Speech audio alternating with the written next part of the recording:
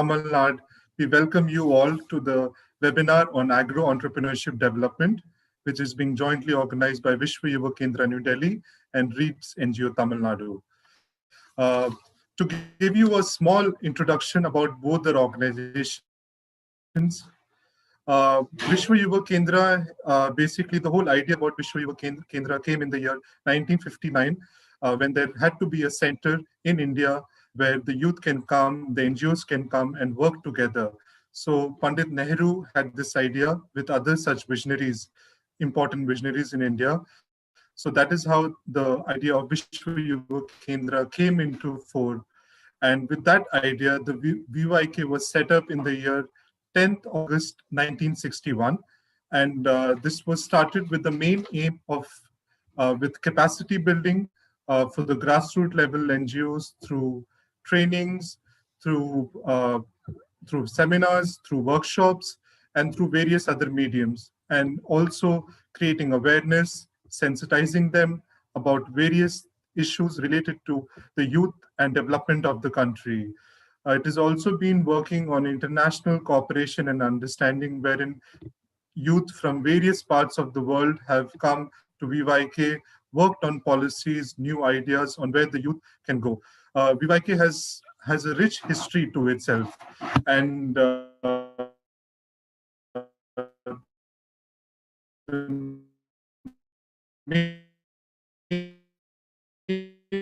people behind this, Pandit Jawaharlal Nehru, had created the idea of VYK. But the founding members, Indira Gandhi ji, Sri Navalej, Sri Ramakrishna Bajaj, they were the main people who were. Hello, am I audible? Yes, sir, you're audible. Yeah, Rajat, you are audible. Internet connection problem. So said the main founders of VYK were Sri Moraji Desai, Sri Indira Gandhi ji, Sri Navalej Tata. So this was a small introduction about Vishwa Yuva Kendra. Now to give you a small introduction about REAPS NGO. So REAPS NGO, the Rural Education and Development Society, involved in education, health, skill training, working with students of special needs, microfinance, rural development activities in Tamil Nadu. It is focusing towards the most underprivileged population of the state, and on the ongoing projects of REAPS are watershed, on FPOs, SHG, credit linkage to farmers, skill development training, livelihood development programs, and various such activities with the most underprivileged society. So now just to give you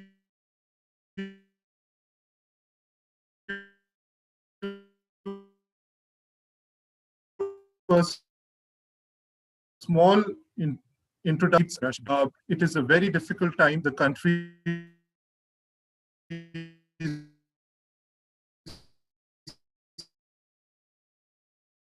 facing because of the pandemic, which is COVID loans, which are going on around the country, which are especially going on through South India. So to give you a small objective, agricultural sector provides, the agricultural sector plays a very formidable role in the sustainable development, growth and development of Indian economy. It provides for the food and nutrition requirements for almost 1.3 billion people and creates employment opportunities through forward and backward linkages to support 60% of the Indian population. While it has achieved this sustainable progress over the years regarding food security, accessibility, and affordability, the agricultural sector is still challenged by low productivity, low profitability, increase in input costs, wastage of crops due to lack of storage and supply chain. And we regularly hear news about so much of crops being being stored in a warehouse, but it is being unutilized and it goes to waste because of various such problems, and also issues relating to supply chain management. So I think it is very important that agricultural entrepreneurship plays a very important part in our present scenario of this country, which is dealing with COVID-19. And agro entrepreneurship employs entrepreneurial skills, models, innovative ideas to economically solve problems in the agricultural sector and increase in the profitability of the farming business. And agro entrepreneurship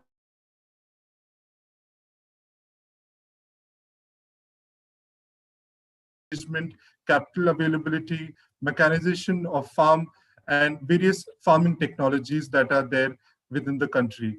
So all in all, VYK and REITs has playing their part in agro entrepreneurship development programs through organizing various such capacity building programs.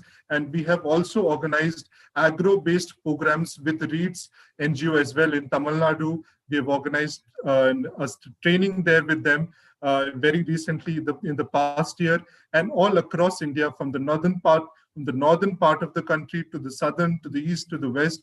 VYK has been focusing on agriculture in in a very large way, because we always say 60% of the India's population depends on agriculture, or 60% of population in India's economy is agrarian economy. But where is the role of the youth, or where is the role of the NGOs, or where do all these FPOs, and where do they stand in today's context? So we have to look at all these points, and with this idea, we have chosen the topic of agro entrepreneurship, and we have three very eminent speakers with us who have various years of experience with them. And we also welcome with us Dr. Mrs. Dharni Mullidharan, the Chief CEO of REITs, to the webinar. We also welcome Mr. Uday Shankar Singh, the Chief Controller of VYK, to this webinar. We also welcome three distinguished speakers, Dr. S. Elaine Asfara. We also welcome Dr. Cuba. We also welcome Mr. Ranjit Kumar A. And we're also welcoming Mr. Sridharan. And we also welcome the board of management of REITs. And also we also welcome the board of management and of Vishwa Yuva Kendra for the webinar as well. So now, without taking much of time, I hand over the session to Mrs. Dharni Muralidharan, who is the moderator of the session. And Dharni, the session is all yours, and we look forward to a very excellent webinar wherein the participants can gain unimaginable knowledge from this webinar. Thank you so much. Thanks for that intro, sir. So to begin with, I would like to thanks all 200 plus participants who have joined this webinar, and our vibrant resource persons from various research fields. So the program schedule will be like, first we'll be going on with a technical session, which will be handled by Dr. Elaine Apsara, who is a principal scientist of ICAR. So I would like to request Dr. Manjunath to share her profile to explain it in detail. Yeah. So could you please zoom in? Okay. Okay, this is about our first resource persons. She is also a young and vibrant scientist whom I have met in Karnataka. She is a lead of ICAR, which is a Central Plantation for Crop Research, and our research main objective is related to cocoa, where she has won n number of awards, just like Jawaharlal Nehru Award and more on awards. And she has around 20 years of working experience in the field of training and performance development. And also she has released a number of publications, and she has visited various countries like Brazil, US, and UK, Philippines, where she had a collaboration with Asia Pacific cocoa breeds to work on the chocolate industries. And so this is all about, it is a quick overview about her. If we take much time to introduce about her, we have so much of things that she has done in her lifetime. So with this short note, I request Dr. Elaine Apsara to take over the session of first technical.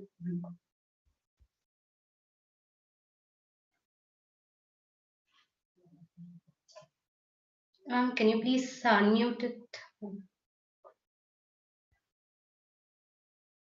We couldn't hear you, ma'am. Can you please You are on unmute mute, your? ma'am. Dr. Elaine, if you can kindly, unmute yourself. Yeah.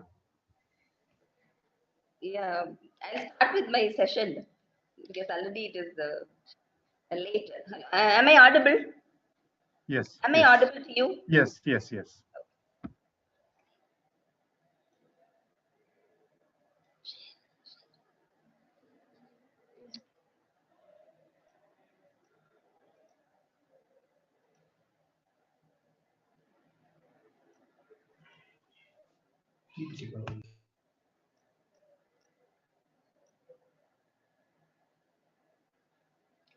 Good evening, all of you. So straight away I'll go to the technical part because it's the time is delayed. Our current situation is not good. Our power situation. So I technical session. Am I audible and slides are visible? Is it not? Yeah. It's clear. It's clear. Yes. So I'm Dr. Elaine Apshara, Principal Scientist, Horticulture. I'm working in Central Plantation Crops Research Institute in Karnataka. So ICR, Indian Council of Agriculture Research, you know that one. And Central Plantation Crop, we are dealing with three crops. Three crops are our mandate crops: coconut, arecanut, and cocoa. Coconut and cocoa are food crops, whereas arecanut is a non-food crop. So there is not much support from government side. Otherwise, for coconut and cocoa, we have a lot of supports. And it is our CPCRA, Central Plantation Crop Research Institute, is a 100-year-old institute under ICR. It is located in Kasaragod, Kerala. And we have two regional stations, one in Kayamkulam in Kerala and Vittal in Kannada, where Vittal only I am posted. And research centers, we have it in Assam, West Bengal, and in Karnataka, one other center is there. There is an international gene bank for coconut. Apart from this, we have a good linkage with all the state agriculture research universities, agri universities through All India Coordinated Research Project and palms. The palms are growing: coconut palm, arecanut palm, oil palm, palmyra. So all mainly coconut. So all centers we have a linkage, and we have two KVKs attached to CPCRA, one at Kasargod and Alappuzha. So coming to the current topic, your agri entrepreneurship development. And ICR during 2008, project on Indian agriculture business incubators program started, and our agri business incubation center in CPCRA started in 2013 because it is a Kalpa Vriksha, mainly coconut related. So it is Kalpa Vriksha. So our trade name is Kalpa. It is called Kalpa Agri Business Incubator. Apart from this, in Kerala itself, we have our ICR institutes. One is Swift Technology and Spices Research Institute, because that is also high value added, high value crops. So spices crop and CTCRA for staple food, tuber crops in Trivandrum, tapioca, sweet potato, all those items. And Kerala Agri University, State Agri Universities also, they have a business incubation center. In Karnataka, we have Cashew Center. It is near 20 kilometers from our center, that one. Then again, IAHR covering with all the horticultural crops, fruits, vegetables, flowers, all those crops. It is so all these are under ABI system. What is the scope of ABI? We have collaboration with the startups, new startups. If somebody is interested in starting a new industry, small industry, earlier it was all small industry. Now it is called startups, so that we can have a hand-on collaboration with them. And whatever technologies came out of our research programs on these three crops and additional spices crops also, we'll be collaborating and commercializing with, because not only research, we also have to public sector research institutes also have to give some income to government of India. That is the latest situation. 30% income we have to give to government of India. So earlier it was all free of cost. We are freely giving to farmers and who are public sector, because being a public sector organization, we are giving everything to free of cost. But nowadays we have to also commercialize. So what are all the, we'll identify some of the technologies we are feasible for commercialization, that we are commercializing. Third one is entrepreneurship development. So not only commercialization, sometimes they will attend the training and simply they will go off. But we are looking into them, how they can become a entrepreneur and they can start their own small industry, like this is the basic scope for ABI. And the main activities, as I told, scouting incubators. First, we have to convince with our technologists people. So we conduct all the campaigns, meetings, and competitions, publicity, everything we'll tell them, because not only always there is a lab to land program. Normally in the extension program it is there, but through ABI it is a little more hi-fi activity. Very sincerely and technically, strategically formulated this program.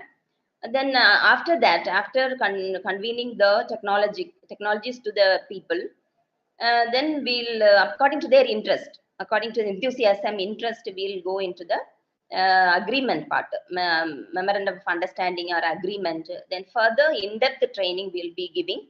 And if they have some projects, they have some idea on these crops or any products from these crops, they can submit a detailed project reports to us. Then we can guide them in getting some funding and materializing that industry. Then another one is again same entrepreneurship development program, that also we are mediating with them. Then we are providing our facilities to small incubators, interested person. If they are having some 100 coconut trees and they have produce, they don't know how to process them. So they can come here to our ABA center, which is having all the facilities, and they can process here and they can sell, but minimum, with minimum price, like minimum of 2,000 rupees. And below that also, what the products they want to prepare, like that we are encouraging them to use our ABA facilities. So this whatever I explained, this is coming under. Then marketing also. Some, if you see Magico, so we are linking them with the marketing people also to market their produce. Not only produce the produce, then marketing also, that we are doing. This website you can note down, CPCR Agri Business. Later on, if you want to have any procedure, how to know about the processing and marketing, everything you can get through this website. This is hosted by our CPCRA.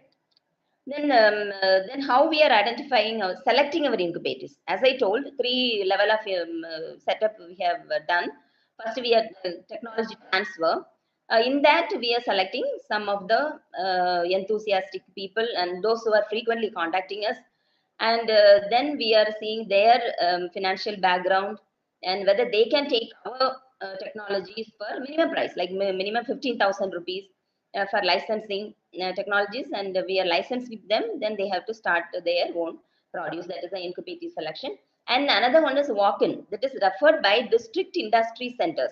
In all states, they have district industry centers. They identify some of the key persons and they are diverting them to crop specific institutes like CPCRA and development board also. They have a lot of programs and they are sent to us. Again, another one is technology development. We ourselves develop, because a lot of facilities won't be available for us, and time limit is also there. So that time we'll collaborate with some small industries, some fabricators, and we develop some of the technologies, and they also come under the same incubators. So in-house facilities, if I tell, we have some products of virgin coconut oil, coconut chips, and desiccated coconut, activated carbon. These 4 in-house facility we are providing. Virgin coconut oil, like green tea, it is very rich in antioxidant properties and it is very famous now. Coconut chips also, to self-help groups, they are very interested in that chips products that we are giving incubators.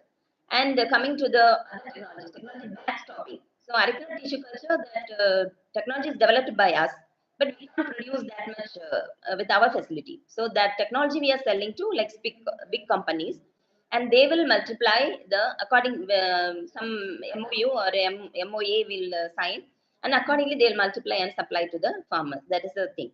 Then coming to the third one, partnership of partners of technology development, that already I told you, like drone development, mobile apps, then bean to bar chocolates. This also our agriculture unit or our engineering unit may not be doing all these things, but we have some basic instruments that we'll share with them, and they will modify that, and with the collaboration we are developing these technologies. So let me talk about the in-house incubation facility available with us for the time being. Those who are interested in coconut farmers, if they are interested. So virgin coconut oil, we have the capacity of 500 to 1,000 nuts per day we can process here. And also this is the capacity. Desiccated coconut, And bean to bar chocolate, it is with coconut sugar. That is why from bean to bar chocolate, we are preparing with coconut sugar. That is also indigenous technology mode, but some advancement we made.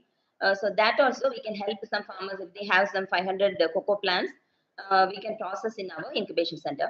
Then coconut frozen delicacy, it is again ice cream type delicacy. So that also we are providing facility, and activated charcoal that also through from the shell, coconut shell we are producing. These facility for these items we are providing as for now we are providing in-house incubation to the farmers and who is interested. These are all the other big companies with whom we are collaborating. Camco means the dark chocolates we developed along with the Camco companies. As I told, we have Arigna tissue protocol we have sent to gave to them. Only explants we have to give. They will multiply and supply to the farmers. Supply to the then DJ farms, all the hybridization technology we supply to them. So coming to the CPCRA, mainly our source commercialization started with seed varieties. We are strong in our varieties. So seed bar inputs, that is the first category. Second one is food processing. Third one is machineries. Coming to the, we are the major international gene bank for coconut, national gene bank for cocoa. So we have released a lot of varieties. Coconut this much, arecanut 11, and cocoa 8 varieties we released. And as such, we have a revolving fund. We have to produce. We have the certification from National Horticulture Board. We have to supply, but at the same time, hybrids. Every time it is a big perennial tree, we can't maintain the mother blocks by ourselves in our research institutes. So we have to identify some of the progressive farmers or the industries who want these varieties.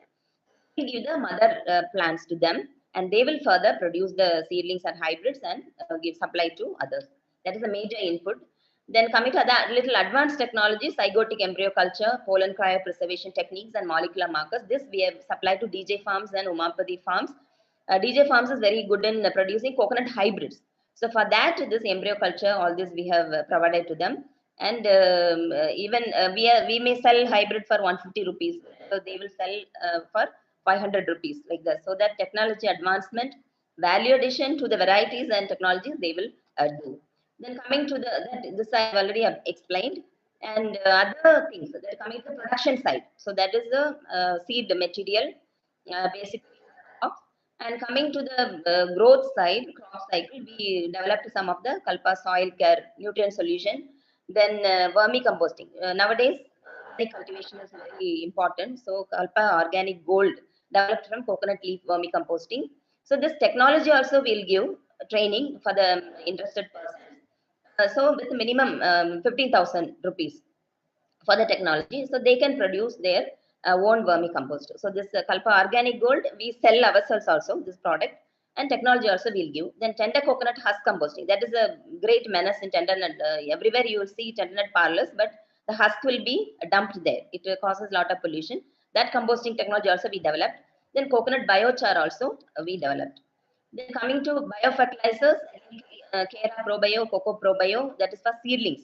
Seedlings, so nursery men, they can produce themselves that, or they can get the technology from us and they can use for that. Then again, micronutrient mixtures also same, Kalpa Posha, Kalpa Vardhini. So these are all related to coconut, what we have already developed and which is in the business mode and commercialization mode. That's why I'm telling that. Then coming to the biocontrol agents. Again, spraying and spraying of pesticides, fungicides, all polluting environment, and organic cultivation, it is not allowed. So there is a lot of demand for biocontrol agents. That is also we are major for the major pest and diseases on coconut and arecanut. We have developed all these technologies, which will be given as training to people as well as an incubation material. This again same pest and disease side. And coming to the value added products, as I told, virgin coconut oil, we have developed the agri incubation center on a single window system. All materials, all the equipments, all machineries will be available there. So you can either we'll demonstrate everything to you, and accordingly you can decide what the facility, what facility you want to do, and what methodology you want to use, what sort of value added products you wanted. So like that they can decide. And coming to coconut chips again, this was mainly for self-help group, is a women group. So through KVKs as well as they are selling these material. Then coming to snowball tendernut, which is carbonated tender coconut water, natural vinegar, kalpa crunch is like a kurkure type kalpa crunch, and trimmed tender coconut. That is also a methodology. We'll trim and sell the tender coconut. So these technologies are coming under value-added products. And kalparasa, again, it is a latest addition to coconut. It is Nira tapping because it was banned earlier, but the fresh Nira extraction is now, to some extent, it is permitted. So now it became a delicacy, and with the trademark of kalparasa, we are giving the skill development program also for Nira tapper and palm climber. We are under Agriculture Skill Council of India. We are giving skill development training to them so that they can develop the skill in them. They can go as a farm worker, as well as they can have the machinery with them, and with support of Coconut Development Board, and they can do the processing also, and they can sell as, they can open a parlor, and they can sell the kalparasa. And palm sugar also it is extracted, and that was incorporated into different food products.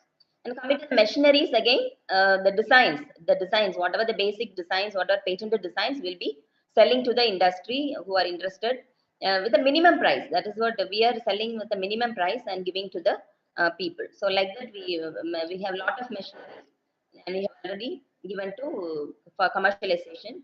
This is all with our CPCRA program. So not only our cultivation or eating coconut for cooking purpose or oil purpose, all the industrial level. To reach the industrial level, we have the Dream Big Kalpa program, as well as rural development. So mainly the oil extraction, drying, everything was taken up by rural area people only. Even coir extraction, everything is taken up by rural program. So we have given this advanced training programs as a business oriented program to them. And coming to export trade facilitation also, in Kerala, if you see, half of the population is abroad in Arabian country, UAE. So that is why the coconut is very important for them. And so we tie up with the development board as well as the export oriented promotion council people, and we have the collaboration with them. Then apart from that interface program, at the farm route level, we do the interface program as a regular basis.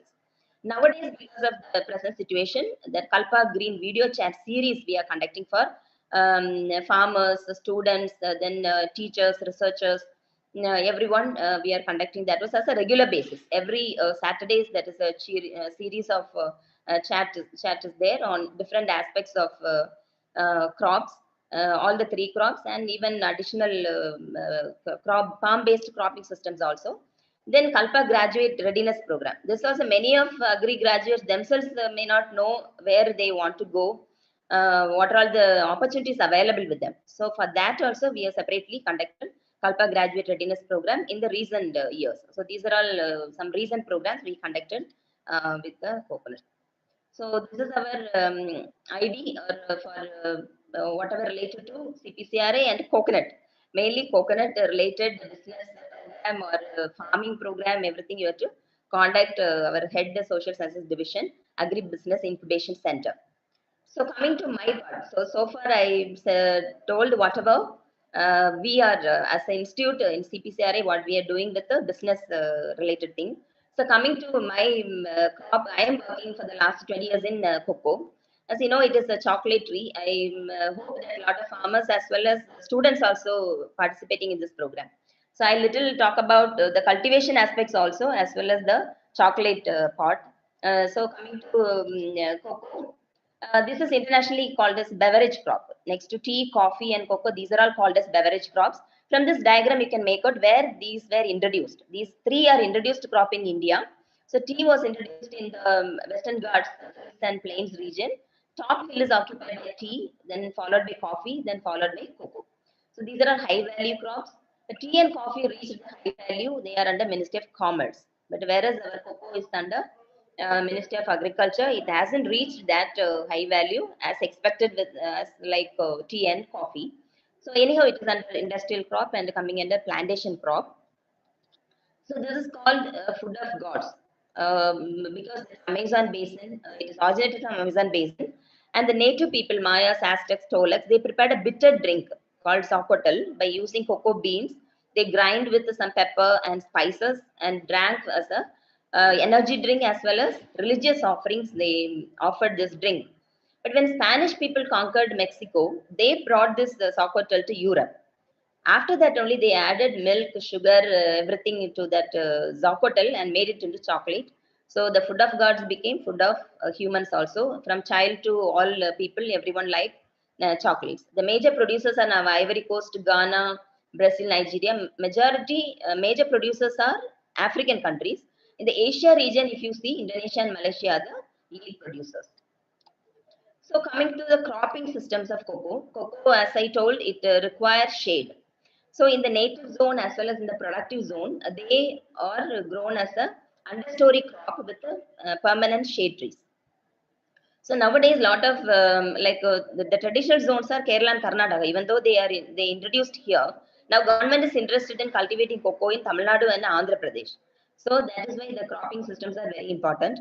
Even though it is a native zone, it is under shade crops.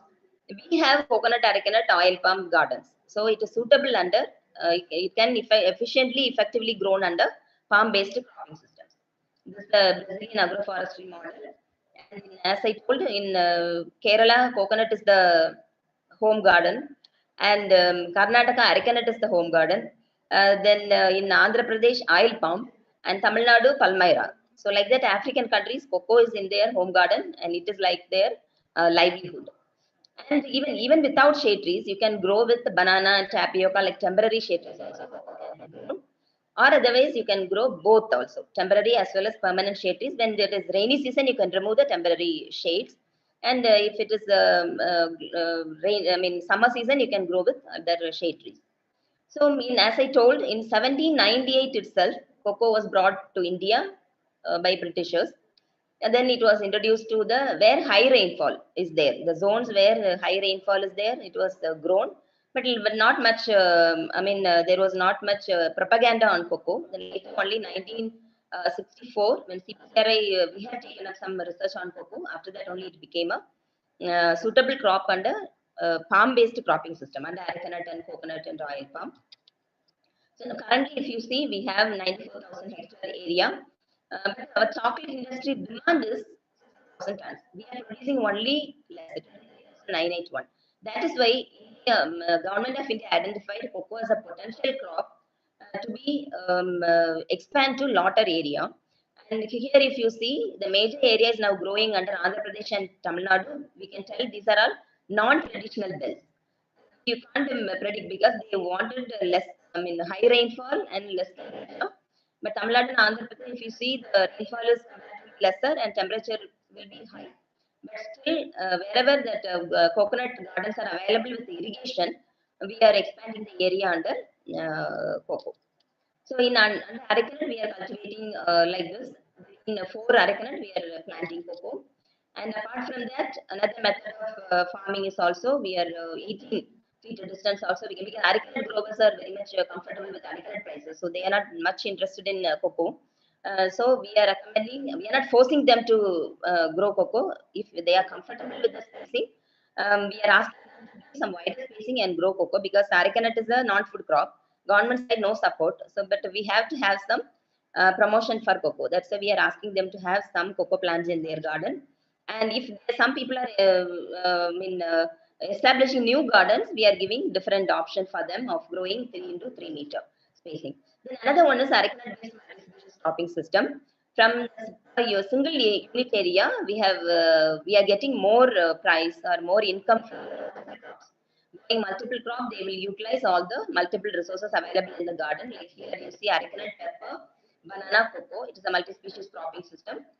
And coming to that is under arecanut. And coming to coconut, we have lot of air space, root space, and canopy space also available. So cocoa can be comfortably grown in coconut. So because Tamil Nadu, a lot of areas under coconut, so there they can grow for coconut. Of course, two systems of cultivation is there, single hedge and double hedge. We are recommending only the single hedge because the fall and fronds will affect the double hedge system.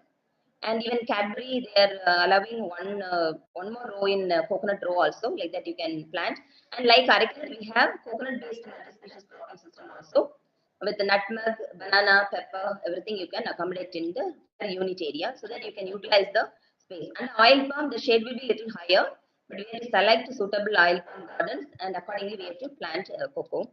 And coming to some modified plantation. So this is our rubber. Some rubber people also, they wanted to grow cocoa. So we are advising them to modify the spacing. Accordingly, they can accommodate the cocoa plants. As I told, in the Asia Pacific region, we are a rice eaters as well as coconut eaters.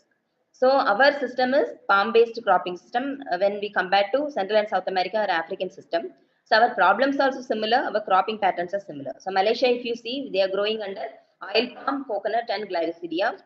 And so here, if you see, like tea, coffee, cocoa, if we are allowing them to grow, they will grow like a big tree.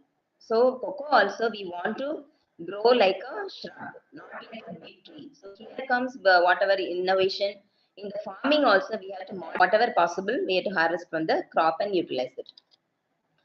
Indonesia also again same coconut based cropping system, glycidia, and here also they are maintaining as a small tree and reaping good harvest. And Indonesia is a leading producer in cocoa. And coming to Philippines also same pattern. And so as I told, this is the situation. And we are under Minister of Agriculture, as well as this is because forestry environment also. So there is not a problem with the climate change effects and pest and disease problems and the rainfall pattern change. So this cocoa tree will give a forest cover also. So both under both Ministry of Agriculture and the Ministry of Environment, this crop is very important. And coming to the genetic resources, we have three types of cocoa. Criollo, Forastero, Trinitario. Criollos are white, they will have white colored beans. They are red in color. Sorry for The interrupting. outer and One second. Forastero and Trinitarios are the major cultivars we are growing. But Criollos are called fine cocoa because they are specifically used for some specific chocolates. But they are susceptible to a lot of pest and diseases, so we can't grow that much here. Only Forasteros and Trinitarios are the natural hybrid between these two. So these two we can be grown here, and we can use them for all the chocolate industry purpose. Yeah. Ma'am, sorry for interrupting. You have still 5 minutes more, ma'am, for next session. Yes. The next session will be followed within 5 minutes, ma'am. So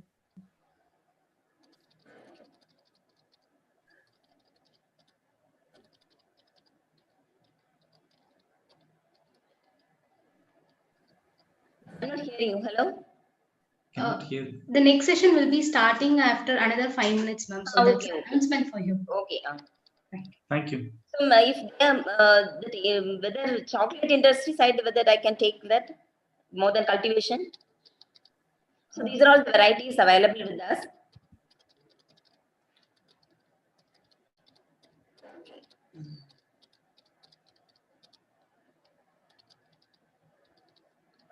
So coming to the skill development program part, we are giving skill development in nursery worker and nursery owner. So we'll train them for selection of mother trees and selection of seed pods and raising nursery and cocoa cultivation also. So they can raise their own nursery as well as they became owner. They can go as a worker for other nurseries also. It is under Agriculture Skill Council of India. We are giving 25 days training for the cocoa workers. And the pruning skill also we are giving to them so that they can go as a pruning people for the fruit trees, especially mango, cashew, and cocoa. They can go as a skill workers. That is skill development program we are giving under skill development program. Coming to the industry part, so we have to, if people want to become processors, that also it is possible. So we have to do the farm and home level processing first for the cocoa. So we have developed some of the minimal processing technologies with that box method, basket, as well as fermentation method. So that the group of farmers, they can join together and process, because when they sell wet beans, they will get only less price. So when they process it and sell, they will get a good price. And the industries like Camco and Cadbury's, they are collecting only the wet beans because that some problem with the processing. But Tamil Nadu and Andhra Pradesh, if you see, they can process by themselves because the temperature is little advantageous there than Karnataka and Kerala, because here a lot of fungal infection is there. So this they can do and do the processing, as well as they can go in for chocolate making program. That also we are giving training apart from the cultivation and farming program. Primary level processing we are giving, as well as chocolate making training we are giving for the women group, as well as the youngsters, young professionals also we are giving. This is the chocolate making unit we developed in Kasargod, so they can come here and get training, as well as this is the funding facility available with them. This is the minimum requirement for making a chocolate unit. So instead of depending on the chocolate industry, big industry, we can make their own chocolate unit also, and they can sell it in less price. So this is the provision under chocolate industry. A lot of because a lot of inquiries on whether our beans are good in quality. So even we have encouraged some of the farmers to send cocoa beans to international awards, and luckily Tamil Nadu cocoa beans, some they got international award. Even though that Kerala and Karnataka beans are little bigger size, we are good with the quality of with the high rainfall. Because of the, as I told, because of the fermentation and the processing, Tamil Nadu beans got award. So we have a good market for that also. They will get a good premium price for that Indian beans. And then coming to the industry part, we have our Cadbury. We can't depend upon the private people for a long time. But we have a cooperative, which is called Central Arecanut and Cocoa Marketing and Processing Cooperative, which is protecting Kerala and Karnataka farmers. If other farmers also, if they're facing problem, that our Camco will give minimum support price and support them. Then apart from that, with the Directorate of Cashew Nut and Cocoa Development, we are conducting all the training programs free of cost. And for growing 500 plants, we are giving 30,000 rupees to them, which are supplied with our planting materials. And then women specific trainings we are giving. And we have another directorate called Directorate of Arecanut and Spices Development. As I told, there is not much encouragement for arecanut. But in the arecanut garden, if they are growing cocoa, banana, pepper, we are giving 50,000 rupees per hectare. So these are all the government subsidies available for cocoa promotion. That is what I want to tell you. Then as scientists, we have adopted villages. One scientist, one village, that is under Modi's program, Mera Gaur program. Through that village adoption program also, we are giving all the support to the farmers. So this is the, so even though, because we are from public sector department, a lot of opportunities available with the public sector first, government side, whether it's central or state government, for the processing and development, all research side, processing side, and development side. Apart from that, you can go for private industries as well as NGOs also. So that is what we want to tell you for the agriculture graduates as well as other graduates, other students, farmers also. Sometimes they may not be knowing what are all the facilities available with the government side also. So we have central institutes, central research institutes, service providers, and state agriculture universities, state departments. After that, you can go to other industries. So this is the spice and plantation crops. What are all the industries available with us? In the Ministry of Commerce, we have tea board, coffee board, rubber board. They are also offering all the industrial support to you. As I told, we from the CPCRA or ICR, we are giving nursery worker training, palm climber training, Nira tapper we are giving, and apart from that, in cocoa we have farm and home level processing facility we are offering, as well as bean to bar chocolate making trainings we are giving. Thank you. That's all. Thank you for the wonderful session, ma'am. It was great. So to consolidate the points, whichever Ellen ma'am has said is one thing is about Kalpa Agri Business Incubator and handle the supports for startups, and they are promoting entrepreneurship developments both for farmers and for youth, and also they are providing a technological awareness and as well as marketing supports. So you can visit their website for more details about this, and you can also contact Dr. Ellen, and I'll be posting her email ID in the chat box. And if you have any QAs, you can post it in QA session box. I'll be reading out the question and answers after once or all this seminar is over. And after this, another announcement is like we'll be providing a feedback link and social media link in our chat box, so you can follow VYK page for further more updates about the webinars whichever they are conducting. And you can also participate in a YouTube live. The webinar will be posted in VYK YouTube channel, so that also you can follow. And certificate link will be also provided in our chat box, so you can get it after once the webinar is done. So this is about the quick announcement of this session. And if you have any QAs in whatever session covered by Dr. Ellen, you can post it in a QA box. I'll read it out at the end. So that's it. So now I request Manjuna ji to share Dr. Cuba's profile so that I can give an overview of it.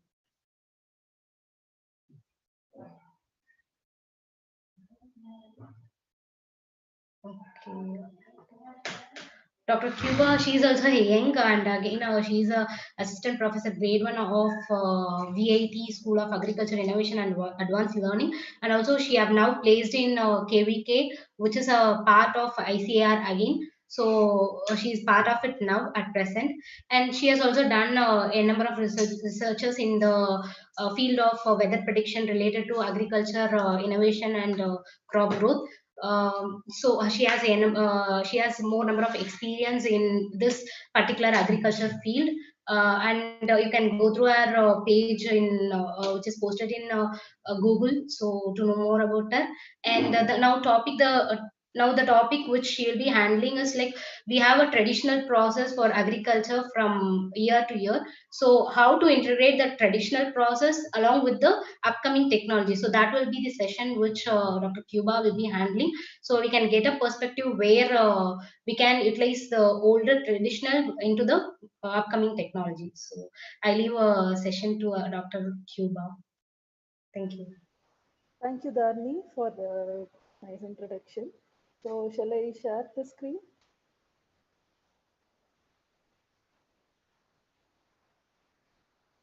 Be a little bit louder, ma'am. We can hear you, but can you be a little bit?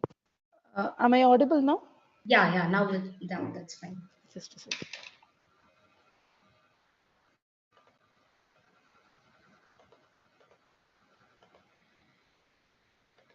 I request Manjana ji Yeah, I'll the share. profile PPT of Dr. Cuba. Shall I share it, Dharni? Yeah, ma'am. Yeah, ma'am. You can.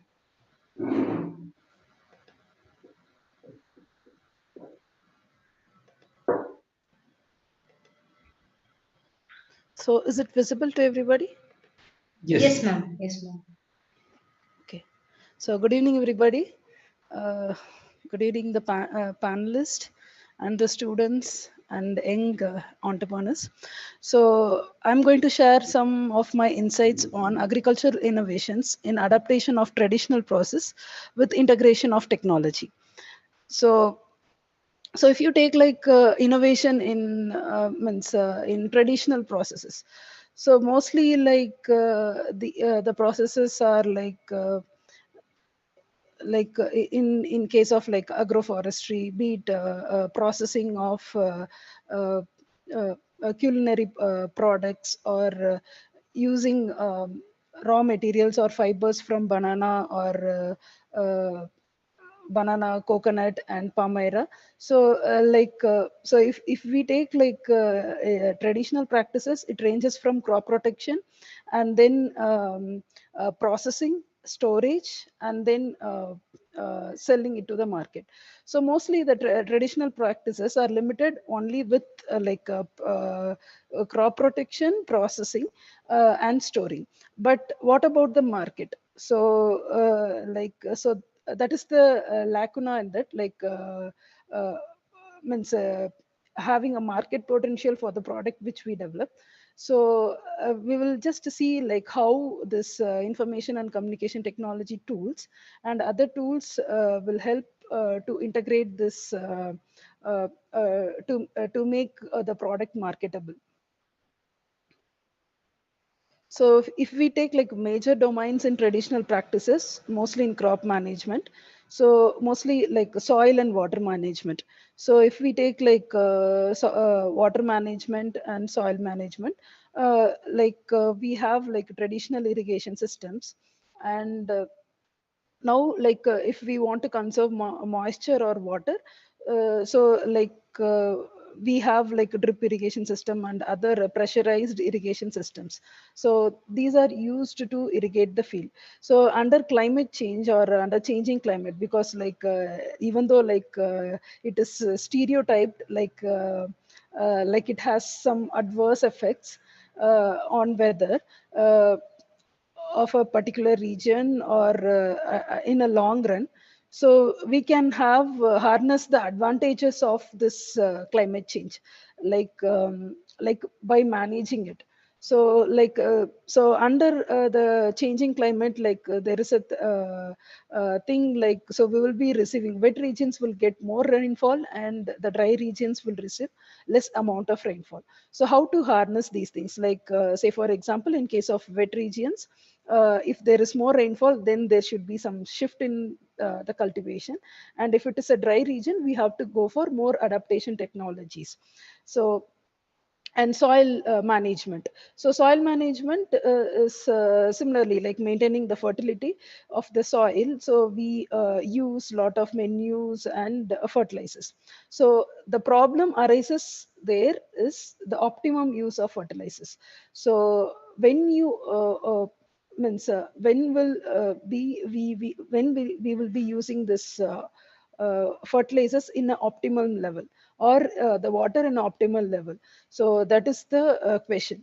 So usually when there is dryness in weather, or when the atmosphere is dry, usually we tend to irrigate. So but what is the quantity which we will be irrigating in the field? So that is a question mark. Usually there will be some standards, so you have to run uh, uh, run the motor for 2 hours a day. So so similarly we will be doing irrespective of the moisture content in present in the soil. So at least some weather precautions will be taken, but of course the moisture status of the soil will not be accounted all the time. Then next is like a preparatory cultivation, taking up tillages and seeds and sowing. So choosing optimum seeds and choosing optimum seed rate, and weed management, menus, and pest and disease management. So all these things we are using our traditional knowledge. So say for example, in weed management, some weeds are for medicinal purpose also. If we take uh, mostly these are available in the regions, wherever we roam, near to the backyards or near to the playgrounds or near to the wastelands. So we can see a lot of weeds. Maybe in our young age, I'll be wondering why these plants are there, what's the use of it.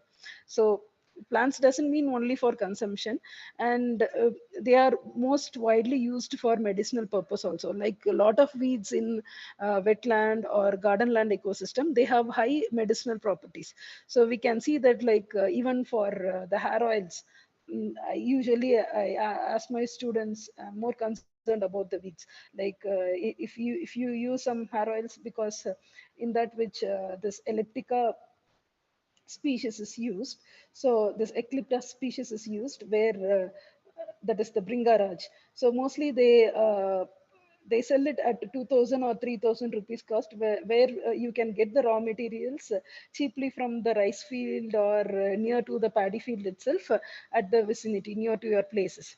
So when you come for manure, again, mostly if we want to purchase some farmyard manure, mostly we will be for in a bulk quantity from for a land.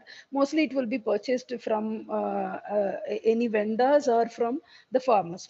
So why we are not thinking about the common households?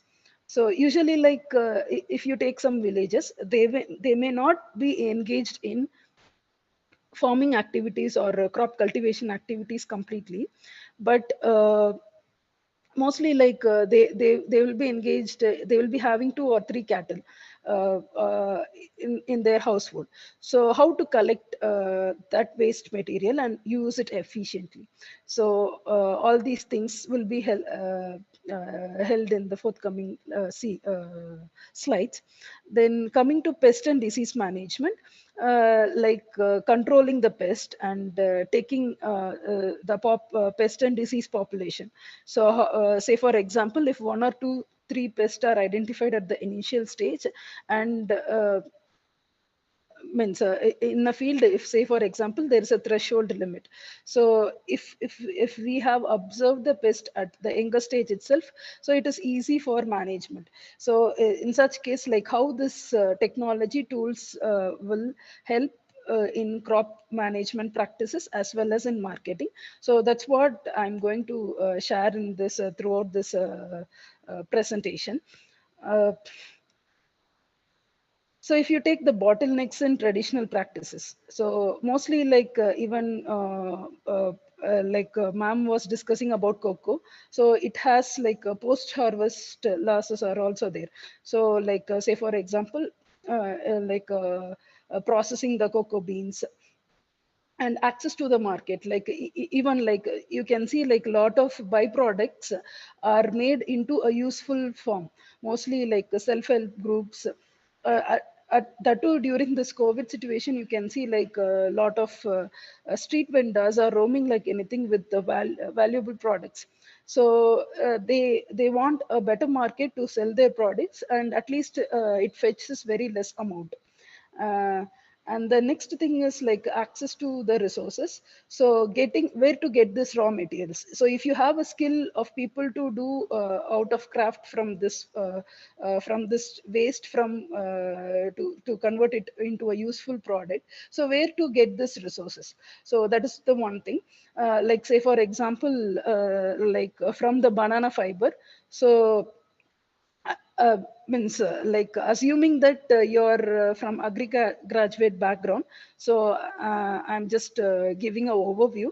Like say for example, if it is a banana, like that banana fiber, that pseudostem is harvested, the banana fiber is extracted, and out of which textile industry means it is not used in textile, rather like for screen materials, or for handbag purpose. For those things, that banana fiber is used. So the only thing is like what does the producer say, like the entrepreneur say, like who's processing that banana fiber is. So they mostly totally depend upon the farmer for the fiber content.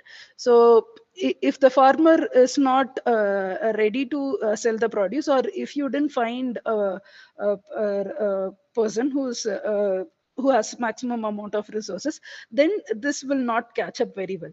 So mostly like if we take like traditional practices, so if we want to have commercialize the product, that is say for example palm, now it is getting in case of Palmyra, mostly it is during summer season only we know the value of that palm, and mostly like people try to quench their thirst using these products. Other than that, the byproducts like palm leaf and the fiber are done for processing, and they do some baskets and other things. But where to access these resources? So only it is done in Ramna district of Tamil Nadu. So they are the skilled person.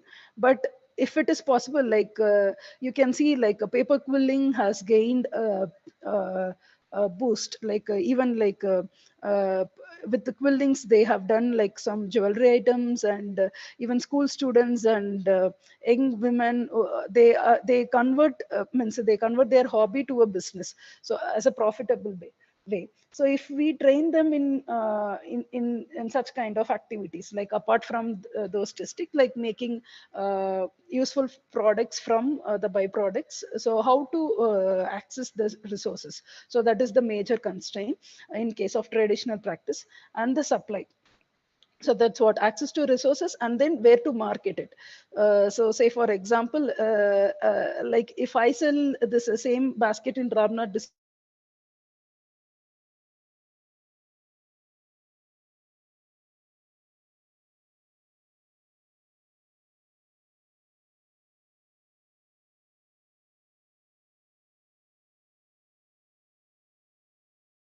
it can be given during conferences if they want to greet some people, like instead of giving a flower vase or a bouquet, so they can give it as a fruit basket. So it can be given in that way. So like how to increase the supply. And so that is why, so due to this bottleneck, so there is low investment in traditional practices. So people will not easily to take up that business, and value addition is low. So if the investment is low, then the value addition is low, because of the access to less access to market, as well as less access to the resources. So to address this gap, so we have this dots will be connected with the help of technological interventions.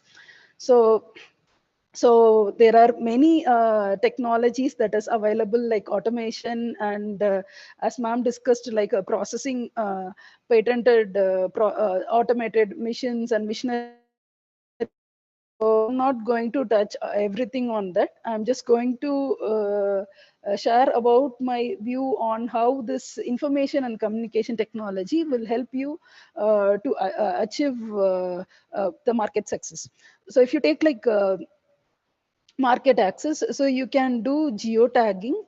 So we will discuss in forthcoming slides. So geotagging is like giving geographical latitude and longitude to a particular place. So say for example, if I say like where will you get jasmine flowers, so mostly people will tell from Madurai. And if I say cotton, mostly people will tell about Coimbatore, but it is mostly cultivated near Karur and nearby districts, so Erode districts. So mostly like in such cases, so so if we want to know the precise location, then geotagging can be done. So that we can get know about the resources, as well as like say for example, uh, uh, since this is a digital and technological era, and everyone is used with the technologies, so this can be done easily, so with the simple tools, so that we will be discussing in forthcoming slides. Then next is sensors. So if we speak like innovation in agriculture, like most of the people will tell like uh, means if I mostly speak with young students, they tell like what is the innovation in agriculture, they speak on robotics, sensors, automation, hydroponics. So all these things will come under technological innovations. But people think that like sensors are a bit costly to adopt, but we will see like how it can be adopted at reasonable prices. Then remote sensing. So remote sensing is like so people, we used to take selfies, right?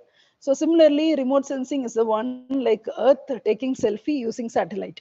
So it is a photograph of the earth, so where the images uh, means the images from the satellite will be processed, and that will be used for optimizing the farm inputs.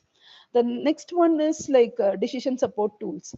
So if you take like decision support tools, like so we have uh, agriculture gives large voluminous of data.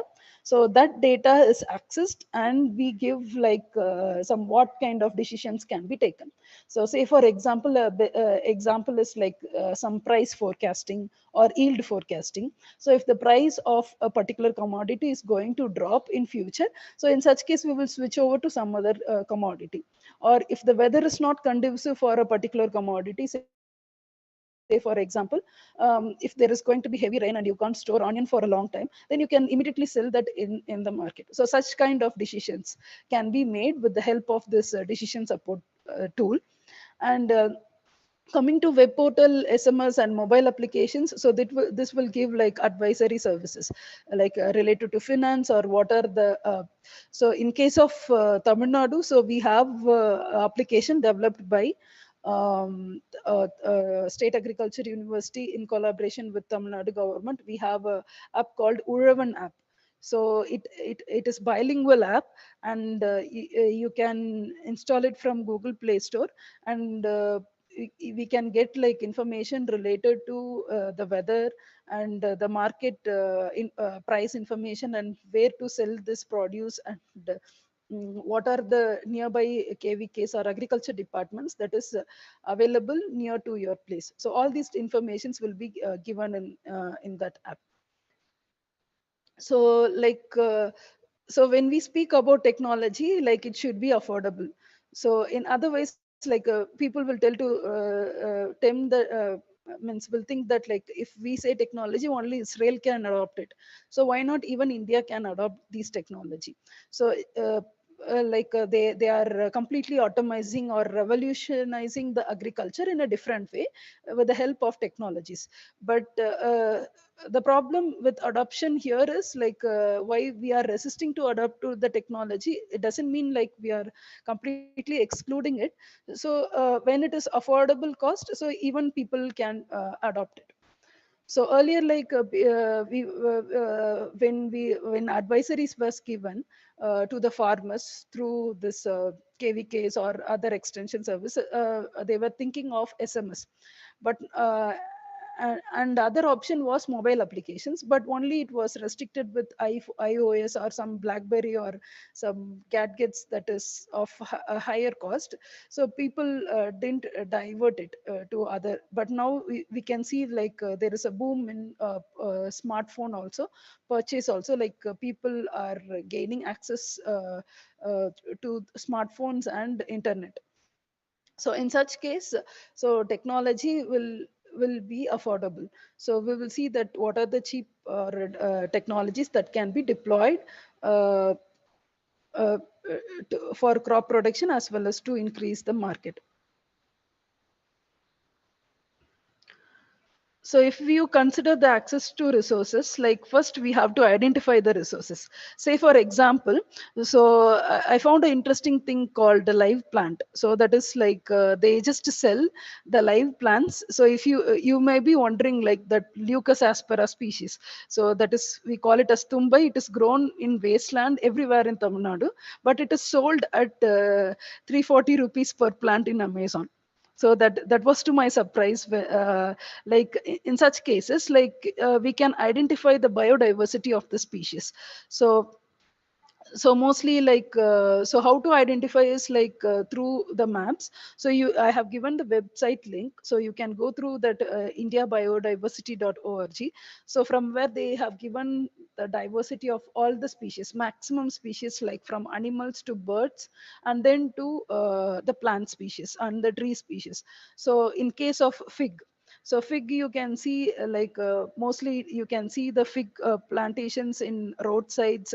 And now you can't see that, right? So but now we are exporting this sorry, we are importing this Brazilian type of fig, and it is available in market, and you can see the price of the fig.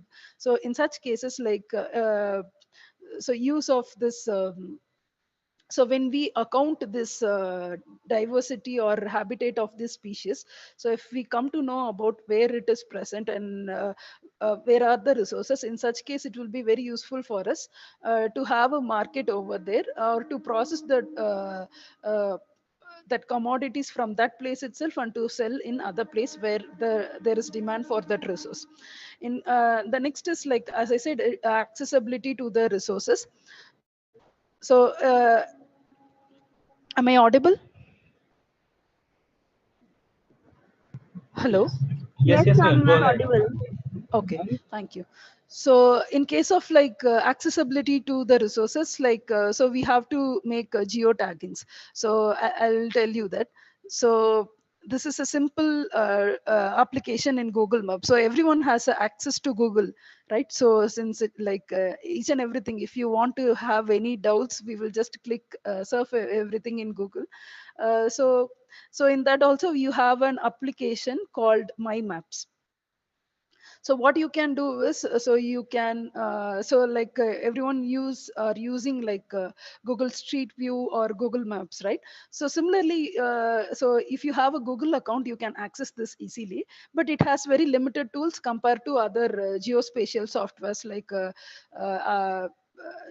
like satellite processing softwares. Uh, it is sometimes it is costly, or it requires a lot of technical skill or knowledge to analyze those images.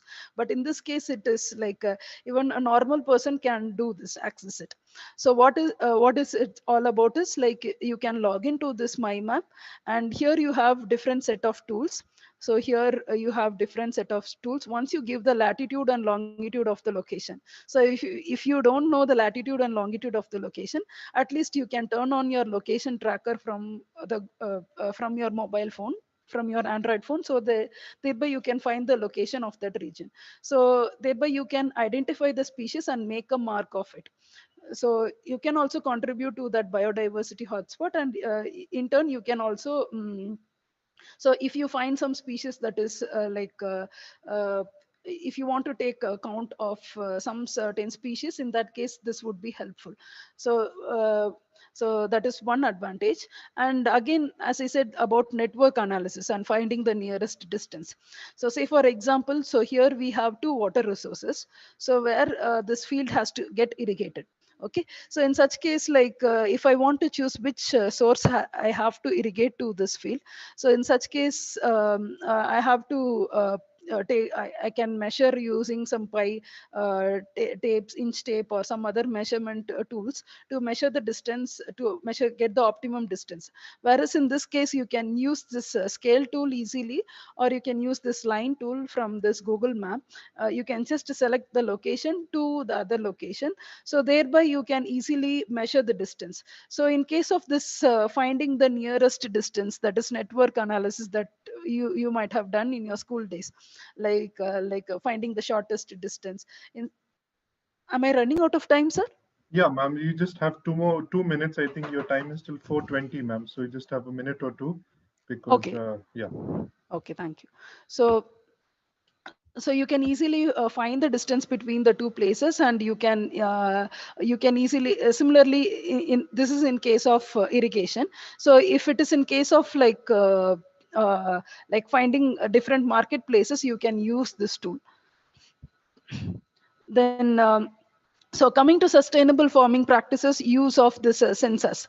So there are a lot of youtube videos available, like how to design or devise a sensor. So since people are from multiple disciplines, so you can see that there are some enterprises like crop in and farm shots. So farm shots, they just give aerial photograph of the field, and that is processed, and based on which the cropping decisions are made. So similarly in this case, like you can get this chip, or you can attach this camera. You have a camera type like this, right? So this is a thermal camera that can be easily plugged into an Android device, and using this free software, you can get this thermal images of any crop. So you can see, like if it is a diseased plant, if it is under stress, the temperature will rise. So thereby you can see whether it is a healthy or unhealthy plant. So so you can think of this as an option. So like where you can excel. And then in crop monitoring, you can make use of this remote sensing images. So remote sensing images, like usually in case of farm shots, it's from Syngenta company. So they just give the means normalized difference vegetative index of the farm. So if the index is near to 1, then it is a healthy index, and if it is near to 0, then if the crop status is poor, or it is unhealthy, or there is no crop in that region. So based on this, we can make up any decisions. Say for example, if coconut plantations, if there is banana plantations or rice growing areas, so if you want to procure rice, in that case these decisions can be made with the help of this. So you can easily gain access from NRSC Bhuvan portal. At least 15 days later, you'll get these images. It is of free of cost. So you can go through these links. And then finally, decision support tools. So from CRIDA, you have decision support systems. So where if you want to know forecast, like when will the pest or disease will occur in the crop plants, so with this tool, so it's online. So you can, if you just know the when did you find the larval on this particular place. So if you give the temperature, means if you just give the details of that pest, so it will be giving a forecast like when you can take up control measure or when will be the next stage for the pest. So thereby you can take up some control measures. So at the egg stage you can't spray any pesticide, at the pupa stage you can't spray, but during the adult stage you can have some traps. So that kind of decisions can be made using such kind of tools. And apart from this, we have some expert systems also, like rice based expert system, maize expert system, that is available in state agriculture universities. You can go through that. And finally automation, like automation is mostly required in small millets. So like mostly people are fond of small millets, like even like entrepreneurs or processing industries now, due to like health rising health concerns, so people are using this they are fond of small millets. The problem is with the small millets is processing. So processing, even though there are some equipments, it is not near to the source. So in such case, if it is available, so that can help, like rice mills. So if there are some mills that to process small millets, then it will be helpful. Then the next thing is, to conclude, so like so diversification of the resources can be a viable solution. So instead of relying on the farm resource itself or to get the resources from the farmers itself, so you can think in the other way, like how, like say for example, if a milk vendor, he is procuring milk from one single household and he is selling into the other household. In such cases, like mostly coconut trees are grown in home gardens itself, in backyard. So in that case we can think that resources can be taken from the household people also. So through which this information technology will help you. Only through WhatsApp itself we can do, like how like people are taking up this selling this produce or fancy items, right? So like that we can do it in case of diversification of resource.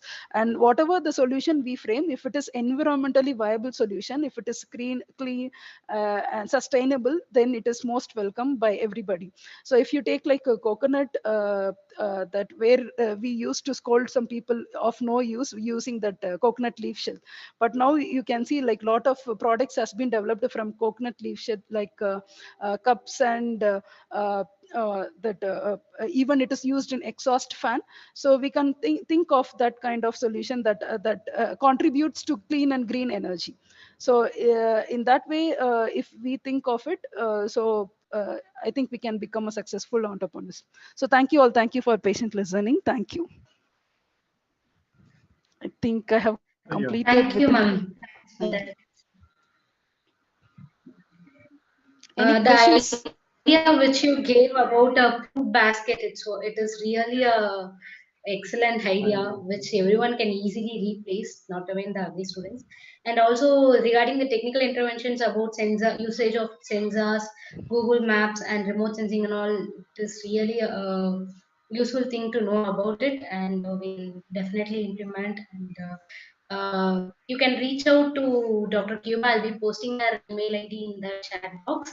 And moving on to next session, which is related to the government schemes. Whatever government schemes are available for agri entrepreneurships or incubations, that will be our next session. And the session will be handled Mr. Ranjit Kumar.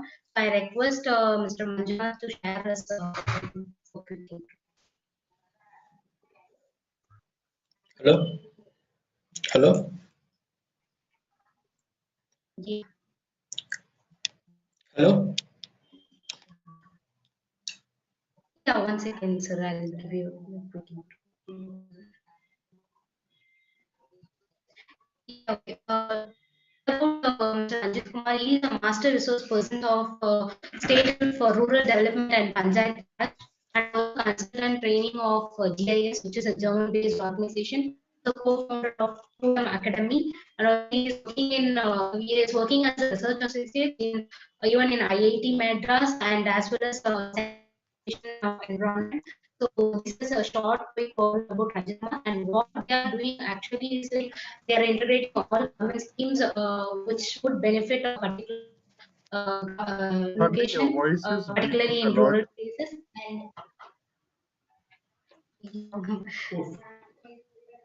Now it's okay. Like my network is really bad. So that's why. Sorry Yeah, for that.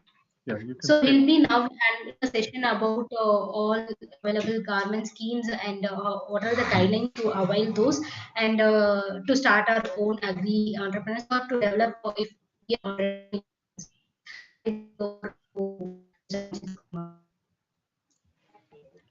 Yeah, Ranjit, Mr. Ranjit, I think you can. I think Uh, Dharni is having a lot of technical issues with her internet. okay, So sir. yeah, so you may just go on with your session, and you will have time till 4:50 p.m. So Okay, 20 yeah, minutes. yeah, Okay, sir. till 4:50 p.m. Yeah, sure, you may go ahead. Okay.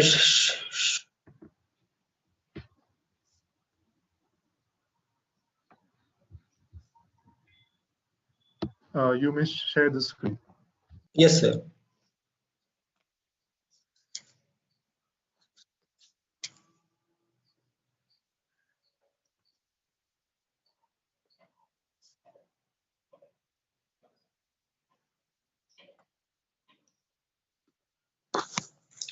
Is it okay, sir?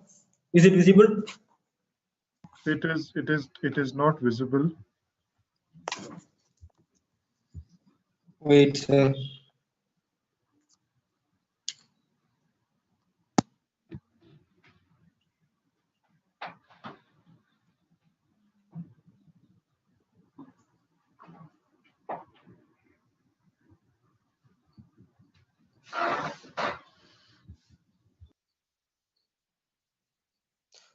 Sir, could you share the screen?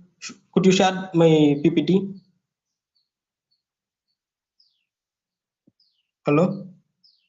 Yeah, we Sir, don't have your PPT, but I have given to her. but we do not have it. If I can request. No, so is it not being shared? Is it not? Are you not able to share the screen? Yes, sir. Is it having some? Uh,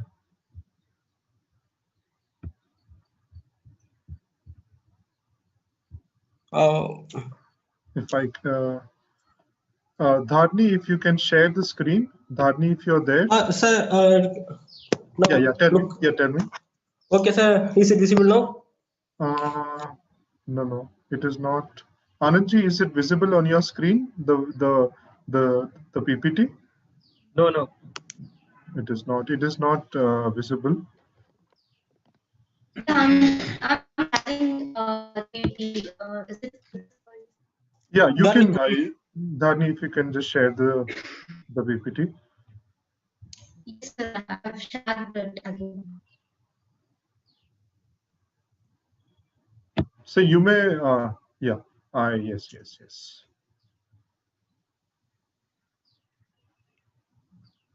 Yes, it's clear. Yeah, it is there now. hello? Yeah, Mr. Ranjit, it is there now. It is. Yeah. Wait, sir. Wait a minute. Yeah.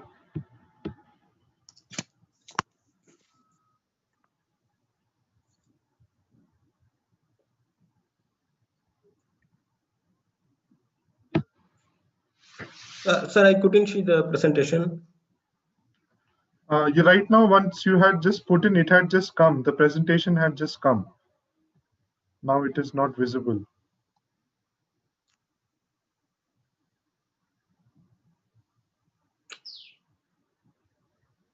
So Wait, you sir. can. Yeah. If it is a difficulty, you can speak verbally, sir, without the PPT. Sir, wait, sir. Without that, I can't. Okay, sure.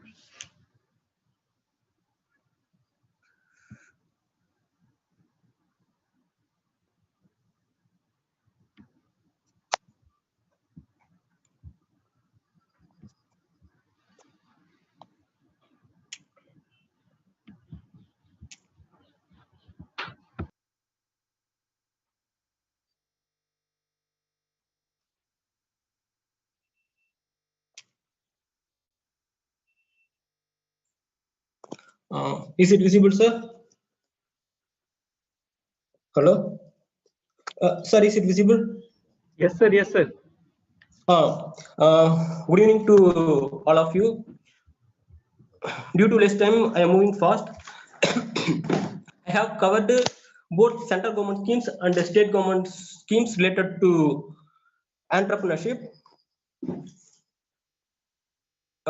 This is PM Kishan Sampada Yojana. There are 8 schemes available under these schemes.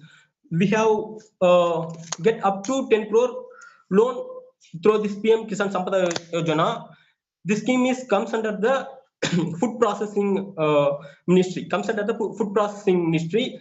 There are a lot of food processing technology institutes, National Food Processing Technology Institute. They are providing the occasional training for this, then incubation support to this kind of startups.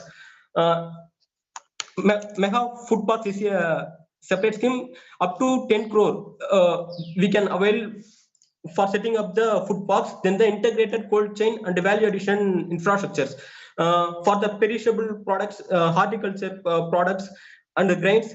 For the storage system, they have providing the loan up to 10 crore, up to 5 crore. Then creation and expansion of existing food processing units and the preservation capacities and the infrastructure for agro processing clusters. Many FPOs can come together for forming a cluster organizations. Through there, they can avail the loan for setting up the infrastructure for the agro processing cluster. Then the creation of backward and forward linkages, food safety and quality assurance infrastructure, human resources and institutions, and Operation Green. These are the various schemes comes under the PM Kishan Sampada Yojana. These are the individual schemes under the Ministry of Food Processing. Then NGOs, public sector units, FPOs, cooperatives, all of them can avail the loan under this scheme. The government will provide the support. 30% of granting aid means subsidy they will provide in plain areas, in the hilly areas, and some notified areas they will provide up to 50% subsidy. Then the agri clinics and agri business centers. This is implemented by the Manage. It is located in Andhra Pradesh. They are providing the hand-holding support. They are providing the trainings for the entrepreneurs. You can register yourself in the Manage portal, National Institute of Agriculture Extension Management portal. I have given the link in the last slide. Through this, for any individual can avail up to 20 lakhs, and for a group of 5 individuals, 1 crore.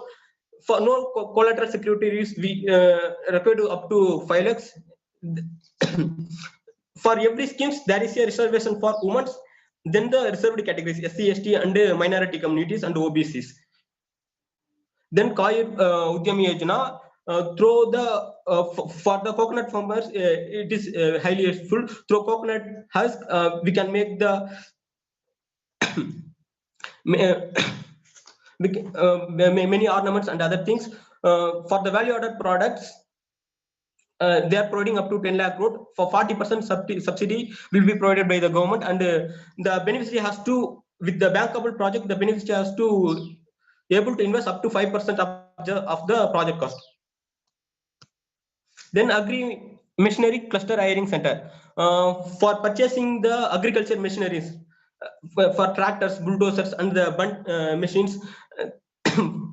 For those agri machineries, any individuals or the farmer producer organization, they can get if the machinery values 10 lakh or 20 lakh, they can purchase the machinery. If they are going through the scheme, the agriculture department through the government, they will return the 40% of the machine values. The beneficiary will have to rent the machinery in the reasonable price in the agri machinery customer hiring center. Then PM formalization of micro processing and enterprising. This is for the one district, one product scheme. It is applicable for SHGs, farmer producer organizations, and the individuals. For different persons, the loan amount will be different. For the individual micro enterprise, they can avail the loan up to 10 lakh. The subsidy will be 35%. The beneficiary has to contribute up to the 10% of the project cost. For FPOs and existing FPOs and SHGs, if they can get the loan up to 1 crore, they can avail the subsidy also up to 35%. Their previous year annual turnover must be 1 crore for the eligibility of the scheme. Then the formation and the promotion of farmer producer organizations. Earlier, for the farmer producer company, the number was near up to 1,000. Now they have reduced. For the plain areas, many agriculture related schemes are hereafter will be implemented mainly through the main focus will be given to the farmer producer organizations. For the plain areas, if the 300 farmers can form the farmer producer organization, in hill areas, if the 100 farmers can come together to form the farmer, they will be eligible for this scheme. And that is, however, the desirable members in the farmer producer organizations will be 500, and hilly areas it will be in 200. Then the graded, if the farmer is formed the farmer producer organization by contributing the 1,000 per head, then the government will be giving through NABARD or supporting agency the equity share. They will be investing the 1,000 for the farmer. Then the once the farmer producer organization is formed, they can make their business activities. If they have the bankable project, then the government will give the credit guarantee facility to loan up to 2 crore. Then also for the maintaining and managing the farmer producer company, from the government they will provide the salary to the CEO of the. They can hire one person, agriculture, BSc agriculture or diploma agriculture person for the company, for the farmer producer company. Then one accountant. They can pay up to 25,000 for CEO of the company and 15,000 for the accountant of the company for 3 years. This support will be provided by the government. Then Prime Minister Mudra Yojana, this is not for the agriculture. This is for the retail and non-agriculture purposes. However, if you are using the agriculture product for the value addition, then you can, if you are changing the small differences in your business plan, you can avail the loan under the Mudra Yojana also. For Sisu loan up to 5,000, Kishore loan up to 5 lakh, then Tarun loan up to 10 lakh. Unemployed, these schemes are the unemployed youth employment generation program and this need schemes only for the applicable. These two are the Tamil Nadu government scheme. This is only applicable to the Tamil Nadu persons only. Through unemployed youth employment generation program, you can avail the loan up to 5 lakh. From the government, the subsidy 25% will be claimed by the beneficiary. However, the beneficiary of general category has to contribute the 10% of the project cost. Special category means women, SC, ST, and OBC, they have to contribute the 5% of the project cost. For the women, there is a for sanctioning the amount also. For the women, there will be 50% of the unemployed youth generation program and a need scheme. The 50% of the many of the percentage have been allocated to the women entrepreneurs. Under need schemes, you can avail the loan up to, now it has been changed up to 5 crore, but you can claim the subsidy of 20% only up to 1 crore only. The beneficiary contribution for the general category is 10% and special category is 5%.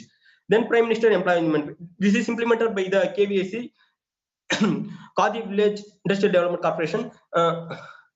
For the manufacturing sector, up to 25 lakhs you can avail. For the service sector, you can avail 10 lakhs. For the general category, in urban areas, 50% of the project cost will be given as a subsidy. And in rural areas, general category, 25% of amount you can claim as a subsidy. In special category, OBC, SC, ST, women, then the minorities. For the urban areas, 25% of the loan amount you can claim as a subsidy. For the rural areas, 35% of the project amount. Beneficiary contribution is general category 10% of the project cost, then special category 5% of the project cost. Steps for business.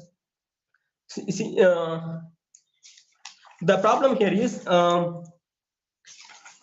there are if the person is starting the entrepreneurship, nearly 80% of the entrepreneurs failing in their businesses. 10% 50% of are sustaining. Only 5% of the entrepreneurs will only succeeding in the businesses because they have